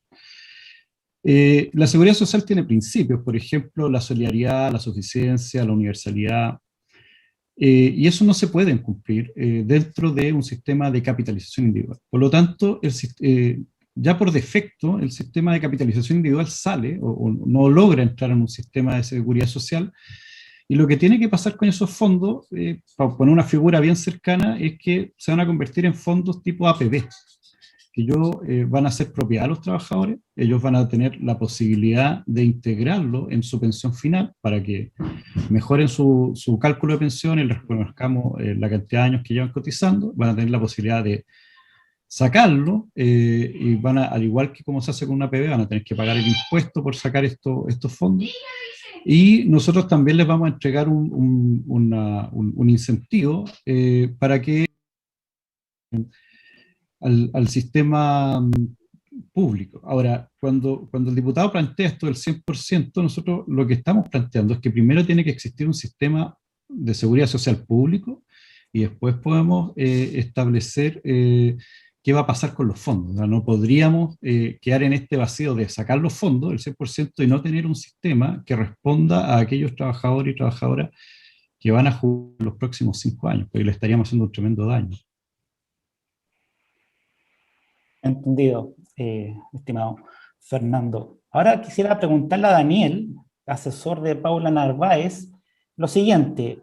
En marzo su candidata se abrió a nacionalizar los fondos de pensiones, pero posteriormente aclaró que la idea que tiene su comando o sus técnicos programáticos era estudiar la desprivatización de la administración de cuentas individuales, sin alterar la propiedad de los fondos. Me gustaría que usted nos aclarara cuál es la idea definitiva que tiene la candidata Narváez sobre la materia. A ver, aquí no ha habido, yo creo que esto fue más bien una confusión mediática. Aquí no ha habido dos posturas. Siempre se ha dicho que se reconoce el 10% que actualmente tienen los trabajadores, ¿verdad?, en sus cuentas individuales como patrimonio de los trabajadores. No hay una nacionalización de esos fondos, ni mucho menos. Lo que sí se habló, y esto estaba en línea con un proyecto que se ingresó hace ya un par de años en el Congreso por parte de la oposición, era sobre efectivamente cambiar la administración, y que esa administración de la gestión de esas cuentas estuviesen a cargo de un ente público. ¿Okay? Entonces se habló de la desprivatización de la gestión, que es distinto, muy distinto que no reconocer la propiedad, ¿verdad?, de los derechos adquiridos, en el fondo, sobre ese 10% que ya está en las cuentas individuales. Ahora, yo tengo aquí un tema, yo creo que el debate es apasionante, a diferencia de lo que planteaba Fernando, porque me cuesta pensar en temas que estén asociados con una realidad más dramática en Chile. Nosotros vivimos en un país que no cuida a sus adultos mayores, en un contexto de envejecimiento de la población muy acelerado, o sea, de cambio demográfico, y además de un aumento muy sustantivo de la esperanza de vida. Y por eso esto tiene que ser una reforma absolutamente prioritaria de un gobierno de la centroizquierda, y prioritaria significa, entre otras cosas, que está asociada con un gasto importante de recursos adicionales. O sea, cuando estamos planteando una reforma tributaria, un royalty, es porque estamos pensando meterle, ¿verdad?, a este sistema una cantidad importante de recursos provenientes del Estado. Por ejemplo, si uno quisiera tener una pensión básica universal de un 70% del salario mínimo actual, eso requeriría entre 1,5 y 2 puntos del PIB adicionales en el sistema. Yo estoy de acuerdo con Javiera. Yo creo que lo que sí podemos comprometernos en un gobierno de Paula Narváez es al primer día o los primeros días de gobierno a iniciar un diálogo social amplio para discutir y sentar las bases en paralelo con el proceso constituyente de un sistema de seguridad social para Chile. Y lo mismo es cierto para el tema de salud. Esto hay que conversarlo primero y después sentarse a pensar cuáles son los detalles técnicos para implementar una visión que tiene que surgir de una conversación amplia. Ahora, evidentemente hay ciertas cosas que son inevitables. El tema de las pensiones de la gente que se está pensionando ahora es urgente, y por lo tanto vamos a necesitar acuerdos, y yo creo que van a haber acuerdos muy amplios respecto de las pensiones actuales. Y por otro lado, respecto al futuro, nosotros tenemos una propuesta basada en un sistema mixto, con múltiples pilares, donde haya mecanismos contributivos, no contributivos, reparto y capitalización, que haya beneficios, ciertas contribuciones que son definidas, hoy día no son así, ¿verdad? O sea, básicamente me jubilo con lo que ahorré. Aquí estamos hablando de que haya ciertos beneficios que están definidos, específicamente vinculados con la existencia de una pensión básica universal. Entonces creemos que tenemos que transitar del sistema antiguo a uno nuevo, con seguridad social efectiva, respetando los derechos adquiridos, esto en respuesta a la pregunta que tú hacías, y al mismo tiempo cambiando el rol que tiene, cambiando la institucionalidad, y específicamente el rol que tienen las AFP. Entiendo, Daniel. Si te puedo interrumpir para que cierre la idea, y después vamos a la pregunta a Carlos, y después tenemos el tiempo final para cada uno de los expositores. Si quieres cierra la idea para que yo te interrumpí, digamos. Bueno, entonces, simplemente decir que el hecho de estar transitando un sistema pasa, entre otras cosas, como principio por respetar la propiedad de los ahorros previsionales, pero cambiar el rol de las AFP. Y ahí estamos bastante de acuerdo con lo que plantea Fernando, con que el rol de las AFP sea, que de instituciones financieras privadas esté, por ejemplo, a nivel de las decisiones financieras, no de la gestión de las cuentas, pero sí de las decisiones financieras y eventualmente de seguros complementarios o de ahorros provisionales voluntarios. Perfecto. Y un elemento fundamental es pasar a tener un pilar de seguridad social, que pasa porque parte de las contribuciones no estén solamente vinculadas con cuentas individuales, sino que sean parte de un sistema de seguro colectivo en donde compartimos el riesgo, ¿verdad?, de un futuro incierto respecto de qué nos puede pasar en el trabajo, qué le puede pasar a distintos sectores de la economía, y por lo tanto que exista cierto nivel de cobertura que está asociada con esta compartición de riesgo a partir de contribuciones que van a un fondo colectivo. Daniel, tengo que cortarte para poder cumplir con los tiempos, disculpa. Para Roberto, tengo una pregunta que nos hace un seguidor del debate, se llama Diego Ortega Bertín, que plantea la siguiente pregunta: ¿cuáles serían los pilares del sistema de pensiones que se haga cargo del efecto de los retiros que dejó a gran parte de los cotizantes sin fondos, y además que permita aumentar en el corto plazo las pensiones? Esas dos variables, ¿cómo los podría enfrentar la candidatura de Maldonado en este caso?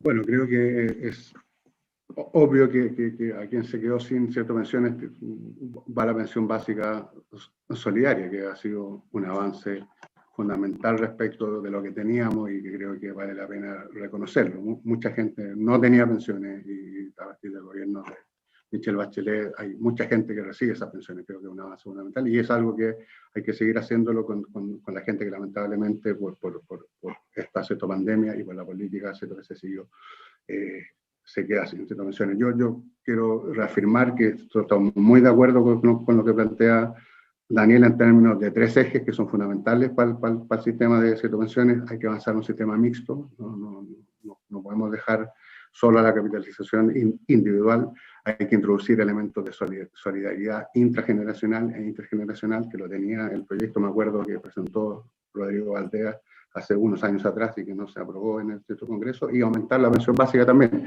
Creo que esos tres elementos son fundamentales, creo que estamos todos de acuerdo. Y les dejo también el mensaje para los que vienen mañana. Este es un tema urgente, pongámonos de acuerdo, hagamos un gran acuerdo nacional por mejorar las pensiones. La gente, nuestros padres, en algunos serán sus abuelos, no pueden seguir esperando, y eso es algo urgente.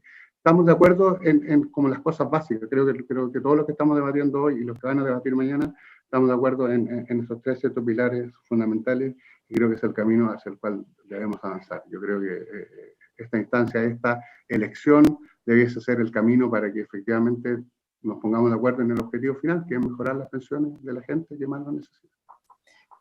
Muchas gracias, Roberto. Llegó el tiempo que está esperando la gente, nuestros seguidores en las redes sociales, que preguntan y preguntan por temas de pensiones, nos piden que se diferencien, por favor, que han visto que hay demasiado guante blanco en este debate, que es el primero probablemente.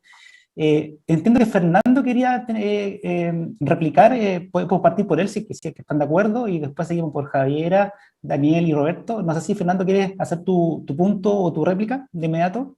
Ok. Mira, para ser súper claro, nosotros lo que planteamos es lo que la OIT ha llamado la reversión de la capitalización individual.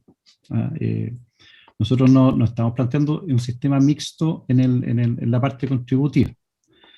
De hecho, lo que estamos planteando es que la AFP dejen de recibir cotizaciones, dejen de calcular pensiones y dejen de pagar pensiones.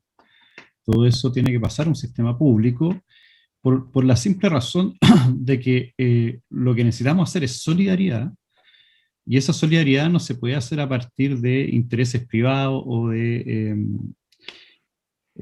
¿cómo se llama?, de intereses por hacer algún tipo de ganancia, sino que tienen que partir por una institución estatal, y nosotros creemos ahí que el Estado tiene las capacidades para recaudar los fondos a partir de la Contraloría, de invertir a partir de los fondos que ya están invirtiendo el Banco Central, de calcular beneficios a partir de lo que hace ya el IPS con el sistema antiguo y el sistema del pilar básico solidario, y de pagar pensiones, que ya también lo hace el IPS en sus distintas oficinas.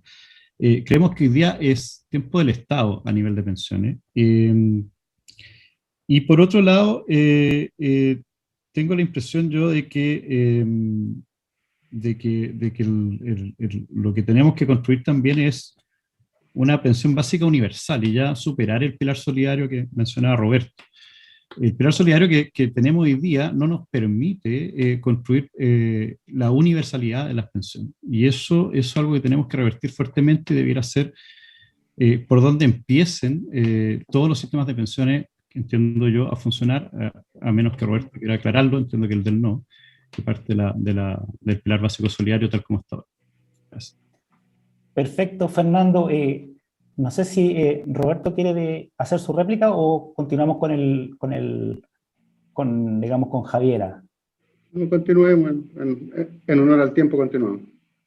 Javiera, entonces, dinos tu réplica o tu punto de vista de si quieres cerrar algún tema, aclarar algún tema de tu exposición. No, solamente con respecto al retiro del 100%, solamente poner la alerta ahí que efectivamente hoy día creemos que ya hubo un costo de transición súper alto que se pagó, que el Estado tuvo que pagar de pasar del sistema antiguo al actual de capitalización individual. Creemos que sería un error que el Estado nuevamente tenga que pagar costos de transición asociados a lo que significaría como destruir el pilar contributivo hoy día. Eso. Perfecto. Daniel, estimado, ¿quisieras cerrar algún punto, aclarar algún tema? Usa tu minuto de réplica, por favor, si es que quieres hacerlo. Ok, perfecto. Mira, yo no me quedó muy claro lo que está proponiendo la candidatura de Jaude, para ser franco, con respecto, por ejemplo, al pilar contributivo. Nosotros estamos planteando un sistema mixto, en donde existe un pilar contributivo, existe un pilar de cuentas individuales, no administradas necesariamente por las AFP, pero sí existe un pilar contributivo y existe obviamente también un pilar solidario, un pilar de seguridad social. Estamos planteando que esa transición de sistema a un sistema de seguridad social efectiva sea respetando los derechos adquiridos y la propiedad de los ahorros previsionales que ya existen, que efectivamente se transforme el pilar solidario actual, que fue un gran avance, la PBS, pero que hoy solamente cubre el 60% y que tiene niveles demasiado bajos, una pensión básica universal garantizada que cubra a por lo menos el 90% de la población en una primera etapa y que sea a un nivel más alto. Una construcción de un pilar nuevo de capitalización colectiva, es decir, que parte de las contribuciones vayan a un fondo solidario que complementa la capitalización individual. Tiene que tener sistemas, mecanismos de solidaridad que compensen las inequidades, específicamente las inequidades de género vinculadas con las enormes desigualdades de género en la participación laboral y en lagunas previsionales. Tiene que haber también un marco institucional distinto, y ahí estamos de acuerdo con que para la afiliación, la administración de cuentas, atención de público, cobranzas, cotizaciones y pago de beneficios puede haber un ente público. Eso habrá que discutir si la gente tiene la opción de cambiarse o no, o si efectivamente es solamente un ente público. Yo pienso que es más sano que exista un ente público y que la gente tenga la posibilidad de cambiarse a ese ente público. Y tiene que haber un marco regulatorio distinto para la gestión financiera de esos recursos. Y ahí hay un rol para actores financieros como son actualmente las AFP, y al mismo tiempo tiene que haber una gobernanza del sistema que involucre a los trabajadores tanto desde el punto de vista social como profesional. Y adicionalmente creemos que es importante que más allá de que el Estado tiene que jugar un rol mucho más importante, como queda claro en lo que estamos proponiendo, se incentive el ahorro también. El ahorro no es malo, y no es malo que la gente que ahorra más tenga una mejor pensión, independientemente de que sea indispensable garantizar buenas pensiones para toda la población a partir de algo así como una pensión básica universal garantizada para todo el mundo. Perfecto, Daniel. Roberto, tu réplica. Sí, yo solo mencionar e insistir que tenemos una diferencia notable con lo que presentaba Fernando. No creemos que solamente el sistema tiene que ser estatal. Creo que el sistema mixto, como lo plantea la candidatura de Narváez también, y que lo ha mencionado Daniel, creo que es el camino. No tenemos ninguna razón de por qué tiene que ser solamente estatal. Creo que hay beneficios asociados también a que hay un sistema mixto, y eso es lo que ha propuesto el candidato, y algo en lo que vamos a trabajar para tener las propuestas más concretas en ese sentido. Creo que no se puede echar por la borda todo lo que tiene que ver con capitalización individual, que es un ahorro que ha servido al país, que ha contribuido al desarrollo también. Se nos olvida que el ahorro generado por las pensiones ha también permitido el crecimiento, obras en infraestructura, y yo creo que eso es algo que hay que continuarlo y que no se debe tirar por la borda los beneficios que traen también asociados. Muchas gracias, Roberto. Sin duda este tema genera opiniones, diferencias, discrepancias, y y como dije al inicio, va a marcar la pauta de las próximas elecciones presidenciales en cuanto a los debates de los candidatos. Quisiera agradecerle el tiempo ahora y voy a darle el paso a Rocío para que continúe ya, digamos, cerrando este buen encuentro. Muchas gracias. Sí, entramos a la etapa final de este debate con los 3 minutos de cierre. En este momento, los expositores pueden diferenciarse del resto. También pueden agregar puntos que hayan quedado pendientes y resolver alguna de las dudas de los mismos, de las mismas personas que nos están escuchando. Partimos con Javiera Martínez, ¿cierto? Asesora de Gabriel Boric del Frente Amplio. Javiera, tienes 3 minutos donde puedes referirte, como nos están pidiendo, definiciones de propiedad privada, expropiaciones y también de la propiedad de los colegios, además de lo que tú necesites agregar. Adelante, Javiera. Yo quería también aprovechar este espacio.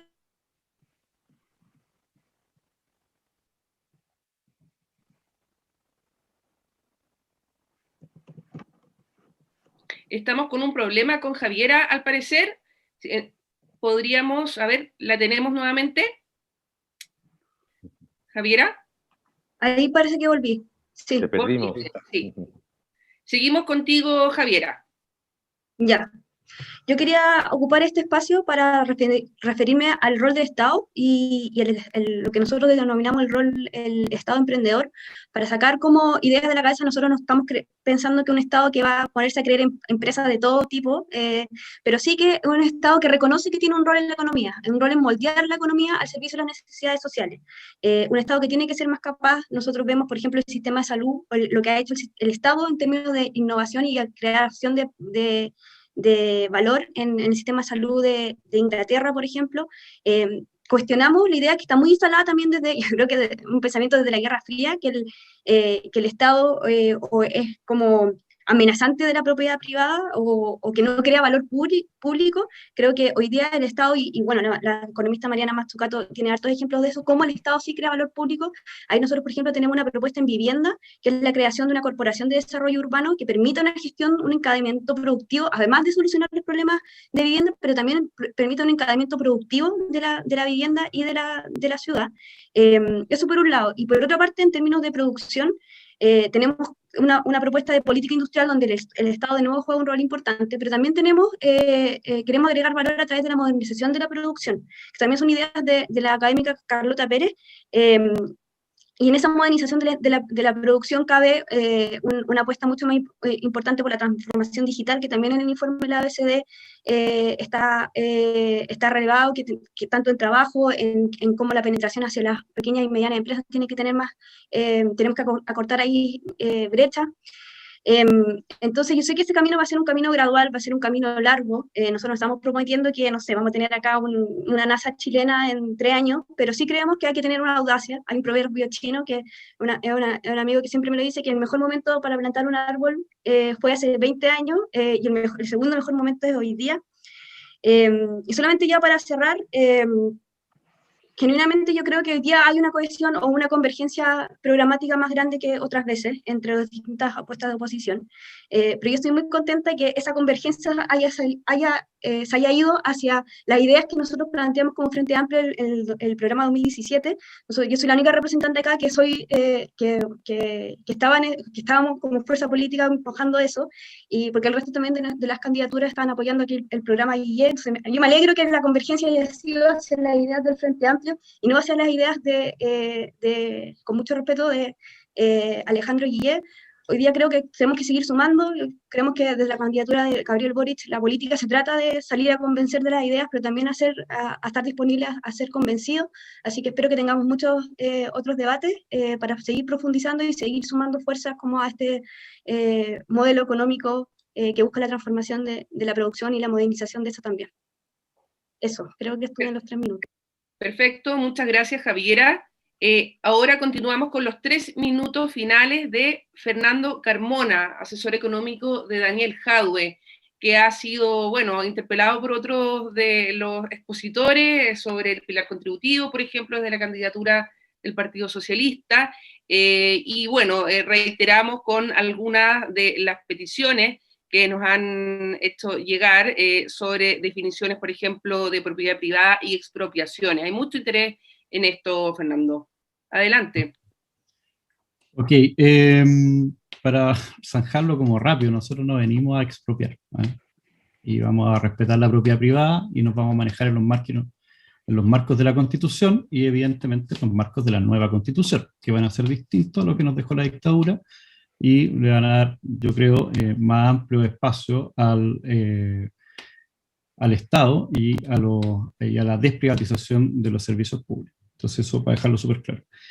Lo segundo, mira, me parece que hay una inconsistencia cuando se plantea que tengamos un seguro único en salud, sacando lo que hoy día le estamos entregando a ISAPRES para pasárselo a FONASA, y después digamos que vamos a tener una capitalización individual de AFP con propiedad privada y después con Estado. O nos decantamos por una, o nos decantamos por la otra, pero tener dos sistemas tan distintos en seguros sociales me parece que es una inconsistencia de las candidaturas, más que una inconsistencia o un no entendimiento de lo que estamos planteando. Y para ser mucho más claro, las cuentas individuales impiden lo central, que es la solidaridad dentro del sistema de seguridad social. Todos los sistemas de seguridad social están pensados para ser solidarios y las cuentas individuales lo impiden. Por eso es que nosotros eliminamos las cuentas individuales del sistema contributivo. Seguir manteniéndolas, ha dicho de la OIT por lo menos, y de los expertos a nivel internacional, es un error. No tiene otra calificativa. Y para plantear las palabras finales, bueno, el norte del programa económico nuestro es desmontar la desigualdad de ingresos y la desigualdad multidimensional que se instala a partir de la dictadura y que nosotros creemos que en los últimos 30 años se ha seguido impulsando. Ha sido la matriz sobre la cual han trabajado. Creemos que un programa exitoso tiene que estar medido principalmente por cómo crecen los salarios dentro de la economía. Hoy día tenemos una participación de los salarios del 32%, lo que es muy bajo, dentro del PIB, y creemos que eso tiene que volver a subir, pero principalmente beneficiando a las mujeres. Porque cuando hablamos de una participación en los salarios del 32%, las que sufren esa disminución de salario, o las que pagan esos salarios más bajos, son hacia las mujeres. Y eso es algo que nosotros creemos que tiene que ser revertido en un programa económico. Y eso implica reducir la desigualdad de mercado, y eso nos plantea el desafío de mejorar las políticas activas en el mercado laboral. Y esas políticas activas incluyen la negociación ramal, la huelga efectiva y la negociación colectiva también dentro del Estado. Pero además tenemos que reducirla a partir también de una mayor recaudación de impuestos. Nosotros estamos planteando una recaudación en torno al 8 o 10%, de acuerdo, y eso, dependiendo de cómo se vaya dando el crecimiento económico del país, nuestras medidas van a poder recaudar 10 u 8, o lo que esté entre medio de eso. ¿Para qué? Para pagar un gasto social en base a la universalidad y además políticas de Estado por medio de la inversión pública que deben darle un impulso al crecimiento del país. Creemos que el mayor desafío de nuestro gobierno finalmente es poder pagar esos derechos sociales que tanto se pidieron a partir del estallido social. Muchas gracias. Muchas gracias, Fernando. Ahora es el turno de Daniel, de los 3 minutos de Daniel Hoffman, asesor económico de Paula Narváez.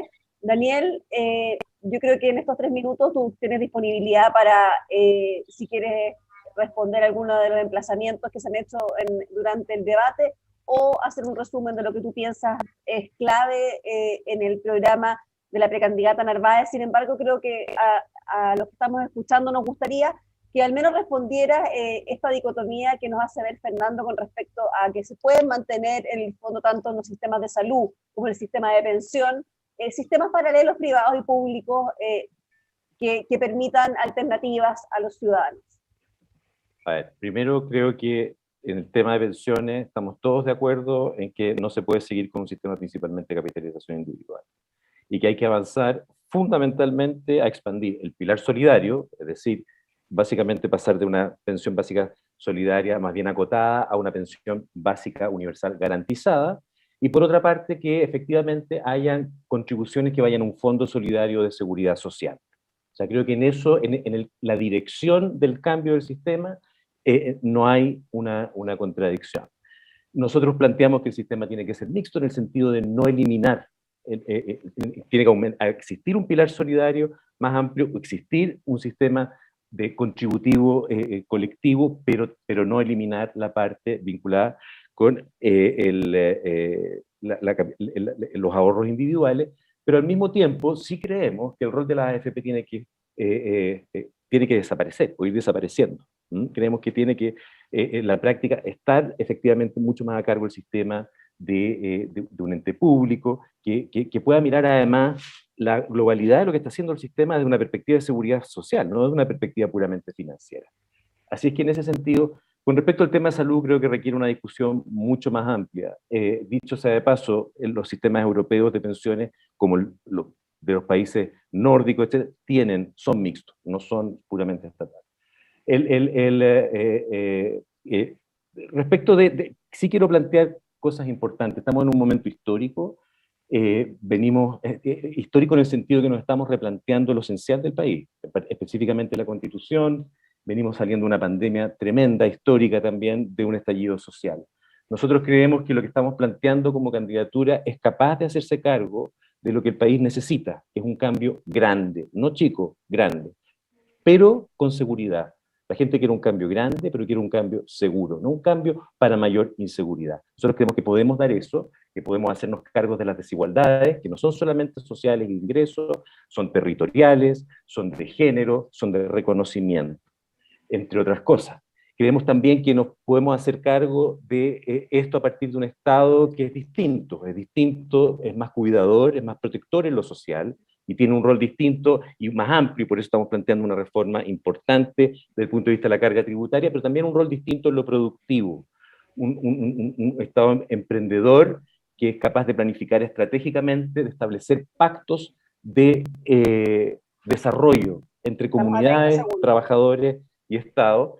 Y quería plantear simplemente que parte de lo que creemos que refleja ese rol es que el Estado tiene que tener un rol como en una empresa nacional del litio, un rol a partir también de hacerse cargo de las inversiones en hidrógeno verde y apuestas estratégicas que pasan tanto por una revolución productiva verde como por una digitalización que permita que todos accedan a esa revolución tecnológica en la sociedad chilena.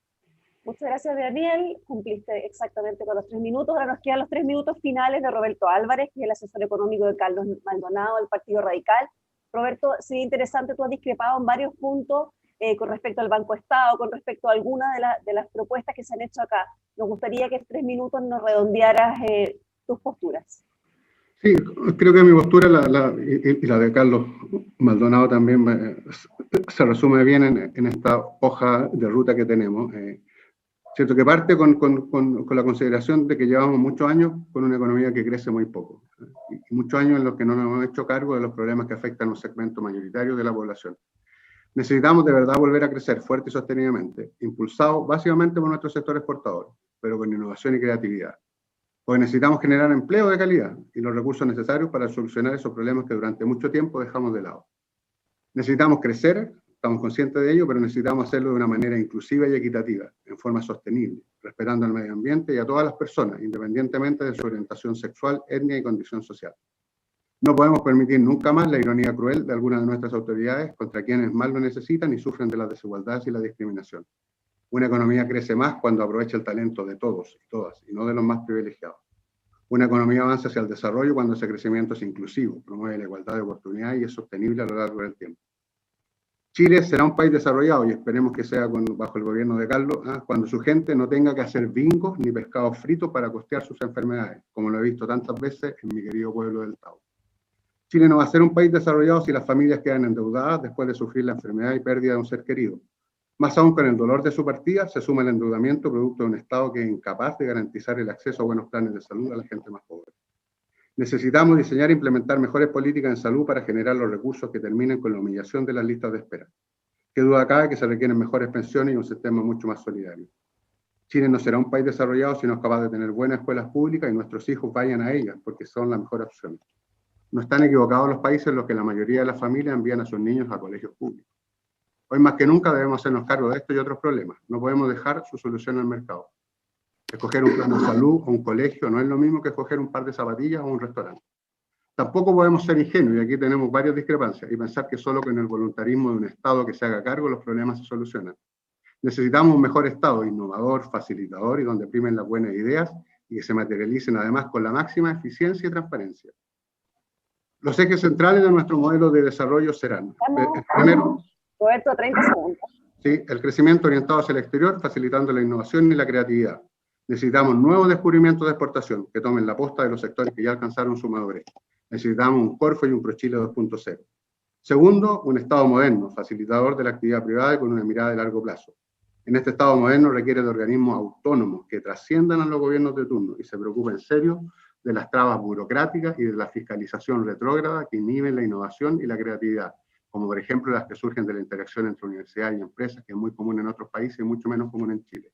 Y por último, una preocupación fundamental por la educación pública de calidad que se materializa en políticas de Estado y trasciendan de nuevo a los gobiernos de turno. Proponemos una agencia de calidad autónoma que vele efectivamente por el avance en esta dirección. Creemos que las políticas educacionales son tanto o más importantes que la política monetaria. Recordando la frase de Pedro Aguirre Cerda, gobernar es educar. Roberto, Muchas gracias. Comenzamos entonces a despedir este primer debate de asesores económicos de los precandidatos presidenciales que este jueves reunió a los de la oposición. Así que muchas gracias a quienes han seguido estas transmisiones y a los asesores, por supuesto. Muchas gracias, Rocío. Muchas gracias a todos. Solamente recordarles que mañana a la misma hora, a las 10, estaremos con 4 asesores económicos presidenciales: Esteban Jadrecich, representando a Sebastián Sichel, Rafael Berguán, representando a Ignacio Briones, Tomás Flores, representando a Joaquín Lavín, y Germán Beda, representando a Mario Desbordes. Queremos contarle además a todos los que se pudieron conectar un poco más tarde que todo este encuentro estará disponible en breve en el df.cl y también en los canales de YouTube. Queremos agradecer la alta participación y muy especialmente al grupo de editores y a la gente que ha estado detrás de este evento. Que tengan un excelente día. Muchas gracias.